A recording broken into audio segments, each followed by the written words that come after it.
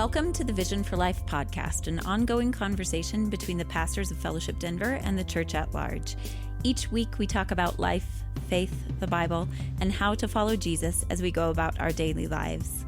I'm Autumn, host of the Vision for Life podcast, and Jill is joining me today. Jill has been a longtime member and attender of Fellowship Denver Church and a friend for many years, and Jill is involved in education in our local area in a couple of specific ways, which I am going to let her tell us about so that I don't give you any inaccurate information. But Jill, welcome. I'm so glad you're joining me today. Thank you. I'm glad to be a part of the conversation. And per what I just said, would you go ahead and tell us what your exact involvement is in education here in Colorado? Yeah, so I have two different volunteer roles. I'm the chair for a state board called the Charter School Institute, which is an entity of the state that authorizes about 42 charter schools, and it serves about 25,000 students in the public school system across the state. And then I'm a board member for Rocky Mountain Prep, which is a charter school in Denver and Aurora. We have 4 different campuses serving kids pre-K through 5th grade. And you have lived in Colorado for quite a while. Is that 15 years? For 15 years. Mm-hmm. And how long have you been involved in any sort of kind of political sphere, or now particularly in this area of education? Yeah, I actually got involved pretty soon after I moved here. I was working for a PR firm, and I was assigned some charter school clients and had never heard of a charter school. I came from a state, Kentucky, that at that time didn't have charter schools, and was very easily drawn into that model for public education. So I got involved as a volunteer, even though I was also doing some paid work at that time. I want to also mention, because it will be relevant in our conversation, that you have served in various roles at Fellowship, and you currently oversee our partnerships, which we call Serve Denver Partnerships, with many different area nonprofits. And we partner with those institutions and organizations specifically because they're doing good work in the city in a particular area of need, or in sort of our social conception, what we would call areas of justice work. And they've been ministering faithfully to different communities in and around our city. And so you oversee those partnerships as well. What does that entail?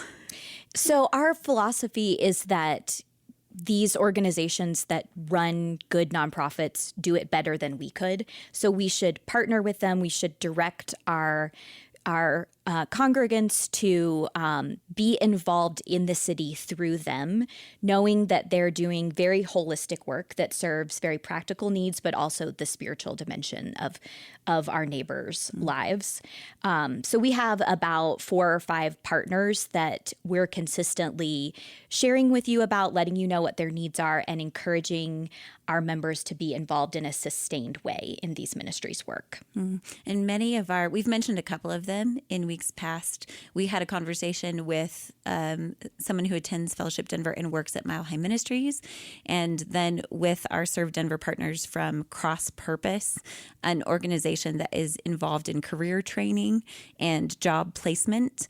And then we will also have more conversations in the coming weeks around some of these same themes. I know that some of our Fellowship Denver folks have been involved in various ways in both of the 2 partners who we have hosted. Do you have a sense that quite a few of our Fellowship Denver members are involved in one of the institutions, one or more of the organizations that are our Serve Denver partners?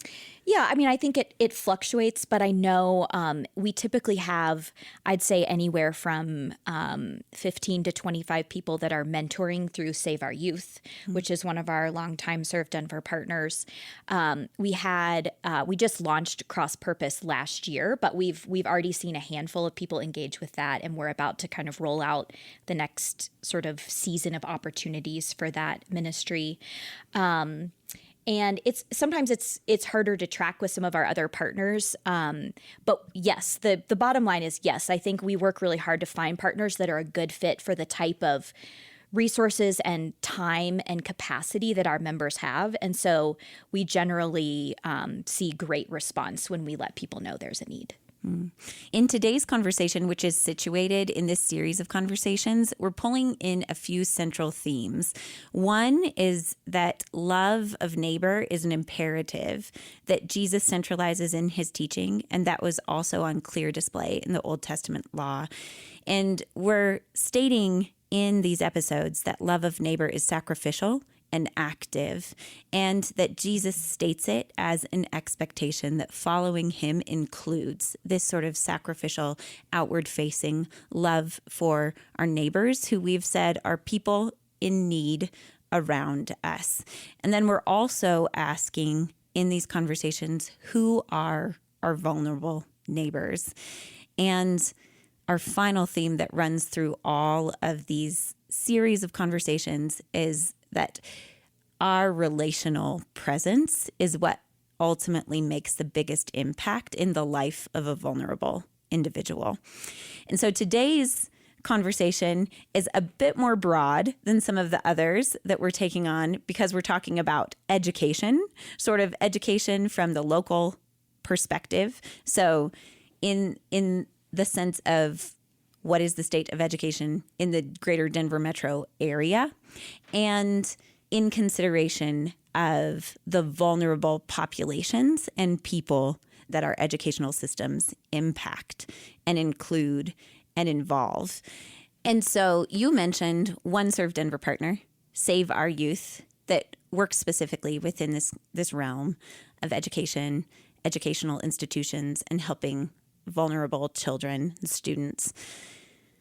But more broadly, I want to say that education, because it has such a massive public impact, is something that we as the family of God, as the church in a particular place and time, should be concerned with. And I'm curious what has compelled you as a Fellowship Denver member, as a Christian, to be involved in this area. So as I started to work with public schools in my work, really it occurred to me that each school community is basically a cross-section of a part of the city. And so I saw that as a very strategic place to lean in. You can certainly build relationships with like the people who live on your block and you immediately know. But then if you go down the block and you start getting involved at the public school, you sort of immediately widen the circle of people that you're able to touch. Because when you're working with children in a public school, you're also potentially impacting their family. Mm-hmm. and you're impacting someone at the start of their life in a way that we know statistically and through research over time can literally impact their life outcomes, like what kind of economic situation they're in as they grow up, whether they're likely to have good health outcomes. It's amazing how the early life experiences of a child show up later in life, and they spend so much of that early life in the school setting. So I think it's a very strategic place to be involved in the life of our vulnerable neighbors. There are a couple of reports that I try to read as often as I can. One is published annually, and the other, The Status of Denver's Children, is a report that Denver County puts together, and it isn't published annually. I think it might come out every other year or every couple of years. It's very data-driven and often is tied to census years, and then they collect data from other sources as well, but much of it comes from census data. And there's a statement in that report that says, adults with a high school diploma generally report better life outcomes for themselves and their children. In addition to earning more money, high school graduates tend to live longer and are less likely to fall into poverty and rely on public assistance, which is what you were mentioning just a moment ago, how really someone's educational experience and their opportunity for education can impact their life in a variety of ways. I'm curious what you would say, Jill, for our listeners who don't have children in the school system or aren't teachers or aren't themselves involved. They may not feel the immediate impact of what is going on in schools. And in all of I am a parent. I have 2 kids in elementary right now and 1 in high school, and they're all in DPS schools at the moment. in this year, 2021-22. And in all of the correspondence that comes out from schools, they mention they always identify stakeholders. And so when I think of our church and think of it in terms of education, some people in our church are probably directly identified as stakeholders in public education because they're parents or because they're students in the public school system or because they're teachers.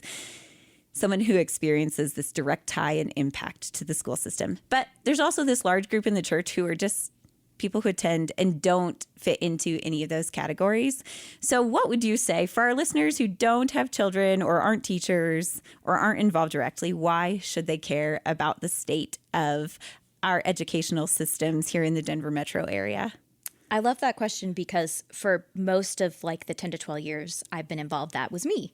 So really big picture, democracy is a form of government that counts upon us having an educated voter base. And so whether or not you're ever going to have children that are in the public school system, you are living in a community and in a country that counts on voters being able to educate themselves on issues and choose their representatives. And so we have to have the majority of our population able to read and think for themselves, think critically, problem solve, things like that. I think if you bring it down more to the community level, the quality of the local schools, I believe, directly affects the strength of kind of the fabric of the community. You see it impacting what kind of employees you have in businesses or what kinds of businesses get started to offer services and goods in the community. You see it in generational differences. So how far someone persists in the education system. If they finish high school, it's a major marker for their life outcomes, which of course affects whether they have children that grow up in poverty or grow up in a stable home environment. And those kinds of things at a large scale, which the public school system is, really, really impact what your daily experience is in your community, what your neighbors look like, what their financial situation is, and how stable or unstable their lives are. And I would also say if you're a taxpayer, you're paying for the public school system whether you have a child or not, especially if you're a homeowner. That's a big source of dollars into the public school system. So I think you should care about it as someone who's participating in how the system gets funded, even if you're not taking advantage of it as a school for your child. This is very relevant to anyone who lives in Denver proper. Yes. Yes. As you see your taxes, your property taxes go up every year, a big part of it is related to schools. How would you describe the situation in our Denver metro area regarding the state of pre-K through 12th education right now? Or maybe if you're looking at this through the families and students and the surrounding community that Rocky Mountain Prep particularly includes? Yeah, I wish I could be positive and hopeful in this category. But I think there's some very concerning data about the current state of schools in Denver right now. A couple of statistics I would tell you that are from mid-year assessment data from this current academic year indicate that things are not on track. In third grade reading, which is an important metric that's tied to very long-term life outcomes, like whether or not you can read in third grade. If you can't read, you're more likely to drop out before you finish high school. You're way less likely to ever get a college degree, things like that. Only 30% of white students in Denver are on track with reading in third grade right now. And if you look at Black and Latino, basically non-white students in the school system, it's 5% of third graders that are reading at grade level. So extremely concerning information to have. If you look specifically at Southwest Denver, which is where Rocky Mountain Prep has a campus not far from Fellowship Denver, and it's more like 3% of Latino students in Southwest Denver who are reading on grade level in third grade. I think part of that's attributable to the challenges of COVID and the impact that's had on younger children. And I also think you've seen changes at the Denver Public Schools administrative level that have taken some focus off of academic quality and are kind of distracted by other aspects of education. And that trickles down to the local school level at a very fast rate, that sort of distraction. You're right. That's not at all encouraging data, Jill. And as a parent who has now been involved in Denver Public Schools, so my oldest daughter is a freshman at South, and she has been in Denver Public Schools for thus far her whole time in public education. And as I've watched what has happened from a parent's perspective in the last few years in DPS, what I have seen, and I'm wondering if what you're saying aligns with this, what I have seen is that in the last few years, anything that gets categorized as social, emotional wellness or learning is receiving far more resources in terms of time dedicated to it, even time in the classroom dedicated to it, hires and money. And that has been to the detriment of academic pursuit. Does that align with what you're seeing from your position? It does. And I'll give you an example sort of from the district level that just kind of connects those dots. I mean, if you're an education nerd like me and you watch the live streams of the Denver Public School board meetings, which I do on a regular basis, I think if you counted up the last, let's say, 5 or 6 school board meetings, which is typically a monthly thing, they haven't talked about academics. The school board has not talked about academics in a public setting or publicly sort of like laid out data and said, here's what things look like. And that's a big change from where Denver was and how the school board functioned even 5 years ago. There was a whole practice of publicly reporting academic data in a very transparent way. The numbers I just shared with you around third grade reading, that's information that the district actually concealed. And a friend of mine that works full-time in education advocacy had to make public information requests of the district to get the data, to go through it and pull that information out. And so just the conversations that you see among our elected leaders who run the school district reflects sort of that distraction from the quality of academic instruction. And I want to point out, too, that if you're a parent listening to this and you have, or anyone listening to this, and you have this growing sense of unease, there are 2 sorts of assessment that you can engage in. And one is very particular to a school that your child may be involved in. This does still vary from school to school. And for instance, even though I do see this present in both the elementary school that my children are currently in and the high school that my oldest child is in, that it is crystallizing in a much clearer fashion, even though it's present in elementary schools. This is happening much more rapidly in middle and high schools. And there's still questions to be asked of the particular school. So absolutely. There are still very good schools in Denver. And I would encourage people, there's a website called greatschools.com or maybe .org that rates schools based on both data that they can pull, like publicly available data, and then reviews from parents. So you can look up the quality of individual schools in Denver. Yeah. I came from a very small community in Colorado, and navigating the public school system in Denver was and is so nerve-wracking and not at all intuitive to me. Yes. And Great Schools has been a helpful resource. Yeah, I think actually I'll say one thing on that topic, which is Denver has, actually Colorado has what's called open enrollment, which means your child can go to any public school in the state. So especially if you live in Denver and you live kind of on the outskirts of Denver proper, you might want to look at schools in a neighboring school district. Like you might want to look at Littleton Public Schools if you live in Denver but south of Hamden, or Cherry Creek schools, because you're not bound to go to a school in the district where your house is. The downside of that choice is it's harder to navigate because there's a lot more options available to you. You're not automatically assigned to a particular school. Yes, that is it has both this distinct benefit Yes. and some inherent difficulty Yes. in navigating that. Jill, you mentioned something a moment ago that I want to go back to, and that was some of the data that is present about how schools are performing right now.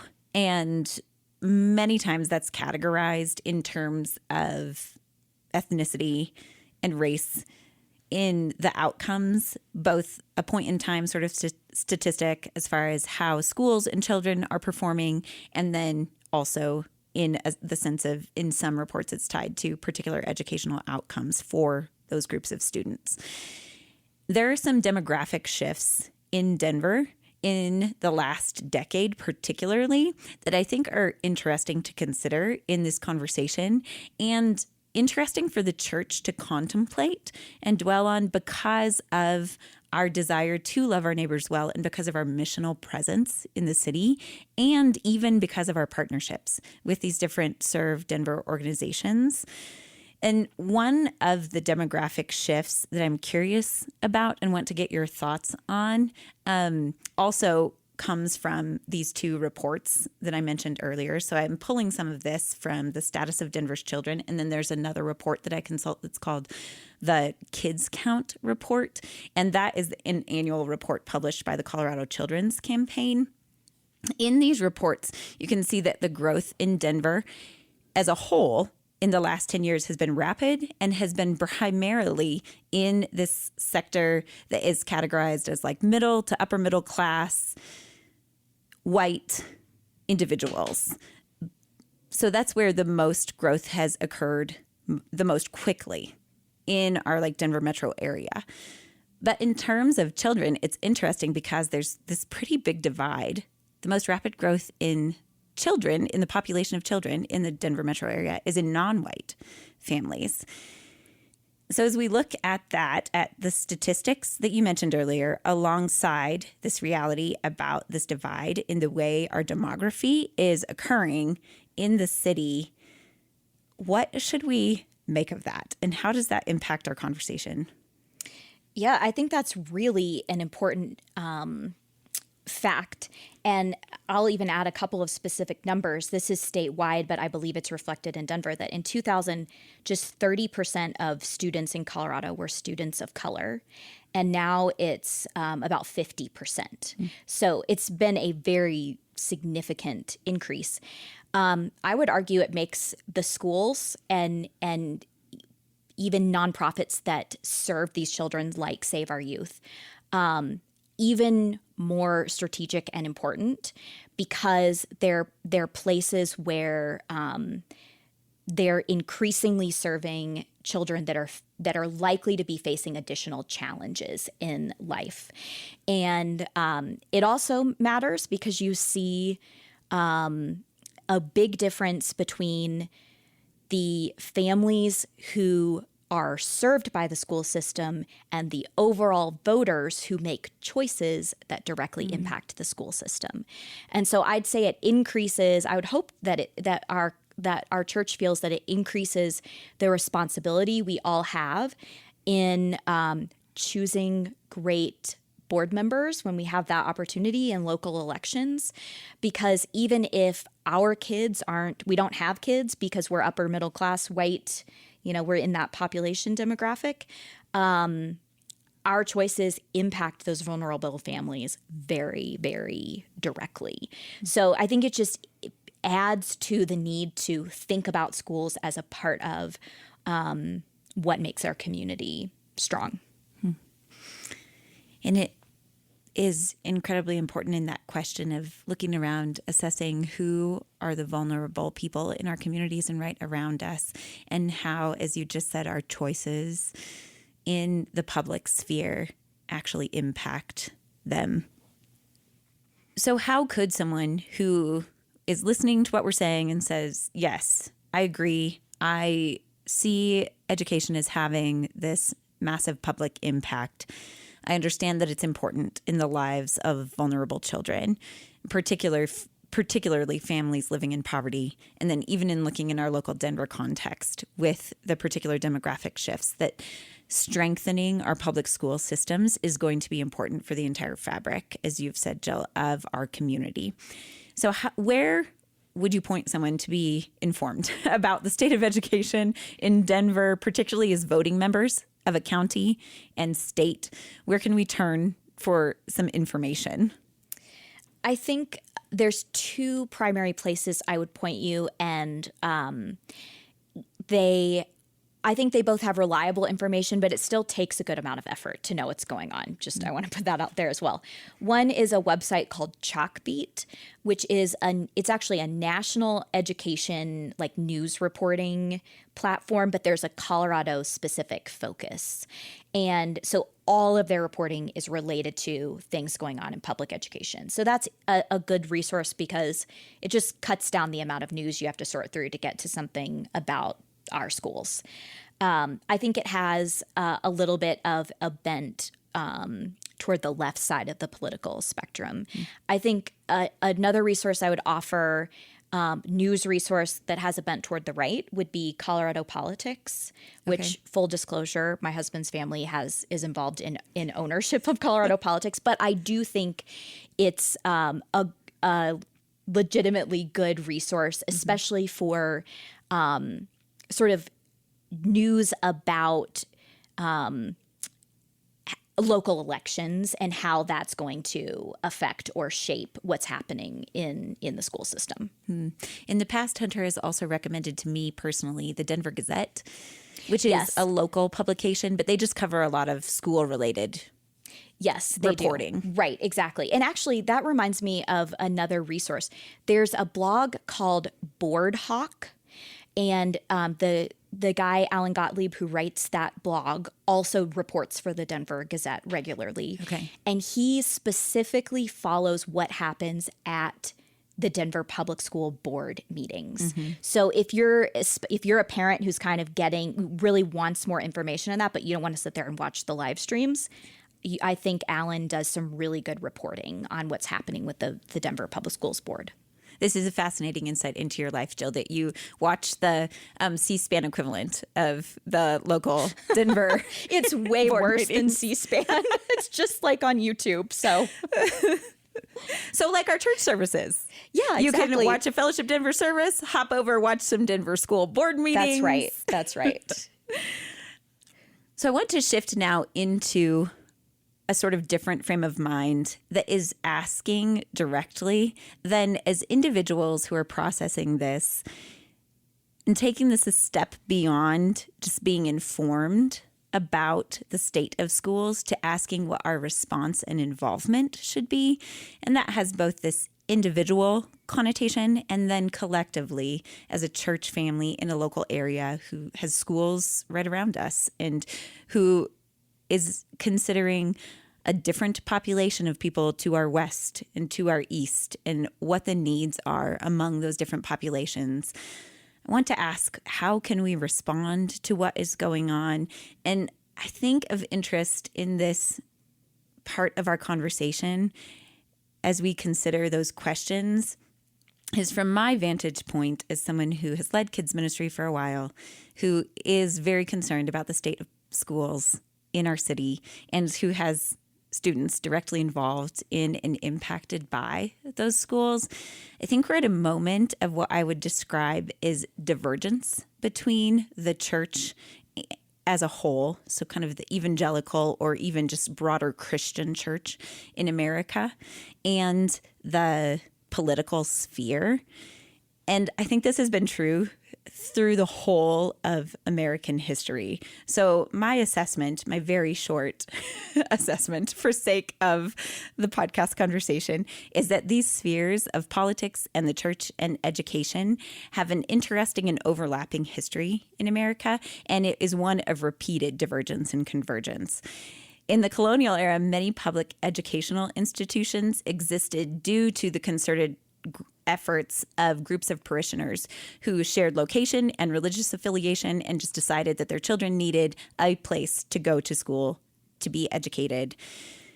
And so these primary schools weren't necessarily the work of the denominational church, but at the same time, many of the higher educational institutions that were being established in that same era were directly a result of certain denominations who wanted to be able to train their clergy and instill certain values and religious beliefs in the group of students who were attending them.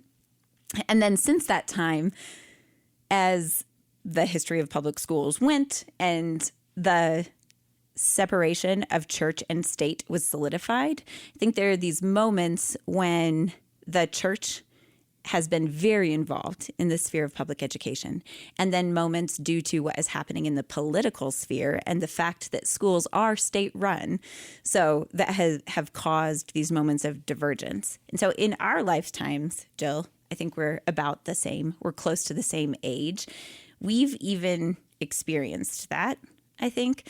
I've seen the decline of the previous Christian school movement in the United States that really had sort of its heyday right after desegregation and during the secular revolution, when Christian parents, for various reasons, some of that was driven by the way evolution was settling into schools. Some of that was driven by concern over the secularization of public schools and their moral values. And some of that in the South was driven by desegregation. So we experienced sort of the end of that Christian school movement. And then we've also seen this moment of convergence, I think, in a resurgence of evangelical fervor for cities that encouraged Christian parents and teachers to engage in the public square and to send their children to public institutions as a way to be involved in the public sphere and to get to know their neighbors and to bring stable presence to different areas of public life. And so that was a moment of convergence. And now I think we're at this moment of divergence again, where Christian parents are asking, can I remain engaged in this space? At least in Denver, this is the case. Schools in Denver have begun to clearly and systematically emphasize progressive secular moral values in a clearer and more distinct way than I have experienced in the past many years that I've been in Denver and had children involved in the educational systems. And those values are clearly exactly counter to biblical ethics. And there is a new tone that doesn't leave as much space for disagreement.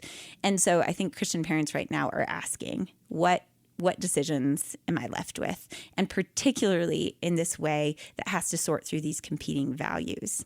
So the value of being present with our neighbors and being present in public institutions in a way that hopefully lends to, even if it can't solve, but lends to some sort of systemic health and stability, versus what are the pressures being put on my children when I send them into these institutions? So am I weighing this care for vulnerable families and children and my involvement in these areas of public life against the very real effects in the life of my children? And so that's what I'm processing. I think that's what so many families at Fellowship and probably across the country are asking right now.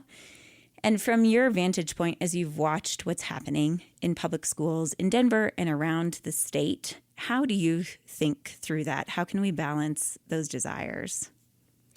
That is a great and important and also, I think, very complex question that's going to involve a great deal of discernment for any family. Like there's no right answer, I think.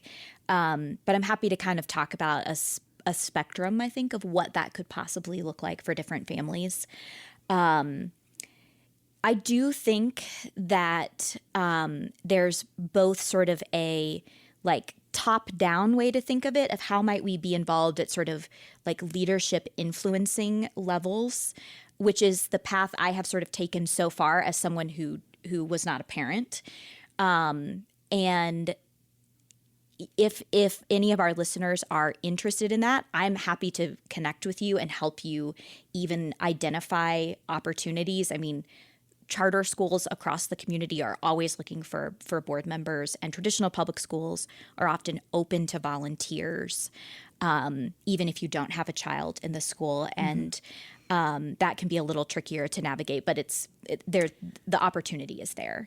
On occasion, schools will allow community members to be part of their CSC, which is called the Collaborative School Committee. And that has to be made up of a variety of people. So it has to include some teachers, some parents, and often some community members. Yeah. And I think an example, this isn't so much at the influence level, but at the practical level. I mean, one of our Serve Denver partners here at Fellowship Denver is Grant Beacon Middle School, which is the public school located closest to our church building.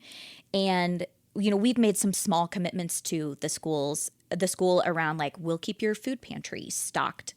And that's not a massive lift for our community. And that's something that I think, even members of our church might be able to do that in a way that's meaningful to other public schools in the community. Like a fellowship group could take on, a school that's near where they meet and serve them. And those kinds of things can open doors to, being involved in serving in other ways. I think the bottom up approach is more like, what kind of impact could my family have in a particular school community if we send our child to this public school? I think there's a real balance there to strike between what will be my child's experience in that community, like what kinds of ideas and, teaching are they going to receive? What's the quality, like the academic quality of that school? And is that something I'm comfortable with or not comfortable with for my child or for my children? And also, if you're the kind of, if your family's in a place where your eyes are open and looking for ways to serve and people to serve and impact in our community, if you're feeling like, well, we mostly know people that are like us, a good way to break out of that is to send your child to a public school and build relationships with the families that are in your students' class who don't look like you or don't live in the same neighborhood that you live in. I just think that's something that, to me, what I would do if I made that choice is make sure that I'm involved, right? That I'm present in the school, that I'm getting to know those teachers myself, because those relationships with the people actually influencing your children are the best way for you to know what's really, happening in your child's day-to-day experience at the school. So it's not something I would passively do. I wouldn't just pick a public school and send my child there and be hands-off about it. I think it would have to be an intentional focus of your family to build relationships in that community and stay connected to the school in a way that you're sure what your child's experiencing, and you can address that at home if there's differences between what your child's learning and being taught and the way that your family, the worldview and the perspective you have as a Christian living in a secular world. Mm-hmm. There's another group of people who are directly involved in this conversation, and those are people who are working in schools. And we have many of them here at Fellowship. We have many teachers, a handful of administrators, school administrators who serve in different administrative roles. There are some people who attend who are in a couple of different positions within DPS administration. And those people, I think, are wrestling with these same tensions. So I've talked to many teachers who are asking the same thing. They are asking how they can navigate the clear secular moral framework that's assumed in our educational systems with grace and clarity and kindness. And I don't know that there's a clear answer except that the gospel empowers them to do that, to be in that space in what is a pretty contested space right now, and to be present in a way that directly impacts the lives of students, many of whom fit into this category of vulnerable students. And do you have any word to offer to them, Jill, just as someone who is on a board, who works directly to shape, hopefully, and lead, direct a school, to people who are in that group? Yeah, first of all, shout out to teachers and school administrators who have had what seems to be a couple of the hardest years ever on record to be in that profession, given the way that schools were so heavily impacted by COVID-19 and the changes that made to what was expected of them and how they could get their jobs done. I have never been a teacher. I've never worked in a school, and I think that's probably an important thing to say about my perspective on the topic. But I think I absolutely agree that working in public education right now as a teacher, as an administrator, or in the district, to me, it's a kind of frontier space where you see progressive ideas and the gospel like really coming head to head. And I think winsome, faithful presence by people working in that field is super important work. And I know if you're in that field, you certainly don't feel like you work in ministry, but like that is the frontier of where a lot of these hot topics are sort of being negotiated in like real time by real people. And if you're a teacher or a school administrator, you have incredible influence over how those issues ultimately impact the classrooms. And I don't mean to put that on you as like a huge burden, like we're all counting on you, but more of like, I hope and I would encourage you to kind of open your heart and your mind to how God might be calling you in that space. And it can be as simple as, not retreating when difficult conversations come up among, your peers about how you're going to handle a certain topic or what you're going to do, when particular issues arise within a particular classroom, like, a child that is facing sort of questions around gender. And you can speak into that in a loving way. And occasionally you might be called to speak into it in a bold way. But I think on a daily basis, a lot of times it's about maintaining relationships and sort of soft influence in how you lead and how you might lead differently than other people you're working with who don't have the power of the gospel and the truth of the gospel permeating their lives. One thing that I've seen so clearly happening in middle and high schools is just the level of confusion about so many things. Gender is at the forefront of everyone's mind, and that is one clear way in which I think teens and preteens are confused and sorting through what is being left to them to sort through, which is an impossible question. And because we would say it doesn't align with the nature of created reality, but it results in this sort of confusion that is weighing really heavily on them. And I think in so many ways, the way that we have attempted to answer some of the historic systemic issues that are real, that we have to deal with, have resulted in destruction of categories and structures that are helpful for kids. And so one aspect of the gospel that is very clearly afforded to all of us, to parents, to educators, to you, Jill, is that the gospel does give us this beautiful clarity. And I think that is, in terms of being winsome, something that will be compelling for many people in the public sphere.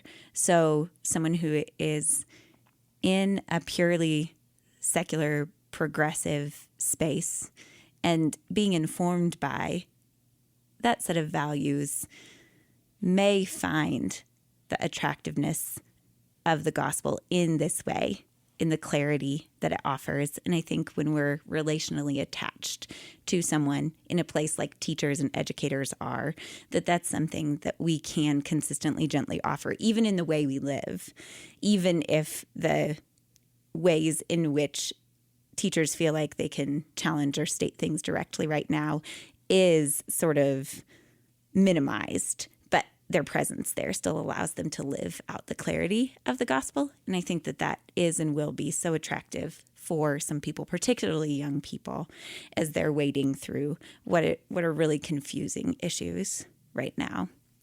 As we wrap up our conversation, I started out asking you to help me address this question of whether or not we as community members bear a responsibility, aside from voting, to engage in education or in students' lives. And I think you and I would both say, yes, contemplate how you can be involved, if that is, as you mentioned, from a sort of top-down way, being informed and being active in how you vote for school board members and in school board elections, or from a sort of bottom-up way, in the way that you explained it, Jill. So here at Fellowship, if someone's just beginning to contemplate this, so if our conversation has stirred something in them, what are some segues into this whole area? The first thing that comes to mind for me would actually be thinking about volunteering with Save Our Youth, one of our partners, because Save Our Youth is all about, they connect you with one child that you build a relationship with, and you make at least a year commitment to getting to know that child. It's a child who has expressed the desire to be mentored. So you're set up, I think, for success because it's a relationship the child is seeking, and they're serving the vulnerable families across our community that are in public schools. And the reason I suggest that as a first step is it will open the door to you getting an idea of what is this child's life like? What challenges do they have at home? What barriers do they have to learning and being successful and having the kinds of choices and opportunities that you've experienced in your life? And I think starting at that space of kind of understanding the problem and impacting one child is a very doable and reasonable thing to incorporate into your life. And I think there's a couple other avenues. You and I, Autumn, have talked about Whiz Kids, which is a tutoring program, which is actually kind of similar. You work with the same child every week, but it's structured around helping them with a particular area of homework or schoolwork. And so it's a little bit more structured than just mentoring through Save Our Youth, but it's a similar kind of opportunity to get to know one child and through that child to have your understanding of what their life is like and how it's different from yours expanded. I think that's a great starting point. And I think if you're interested in other ways of volunteering, like being a school board member or something like that, again, I'm happy to connect with you and explore whether there's an opportunity for you in that space. We've stated in all of our conversations to this point that long-term change is most effective in the lives of vulnerable people when we relationally weave our lives together with them. And Save Our Youth and Whiz Kids provide a way to do just that, to get to know one child and one family and to be present with them over time. And then this sort of relational stability and transformation becomes possible. Jill, thanks so much for joining me today and for sharing both your heart with us and some of your particular insight. I've enjoyed our conversation, as always. I love talking to you. I'm glad to have the chance to have an extended conversation on the podcast.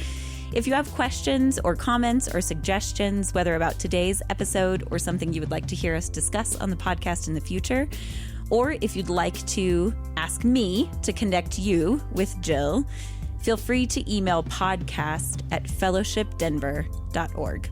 Thanks for joining us on the Vision for Life podcast. Thanks to Adam Englund for our theme music and to our producer, Jesse Cowan.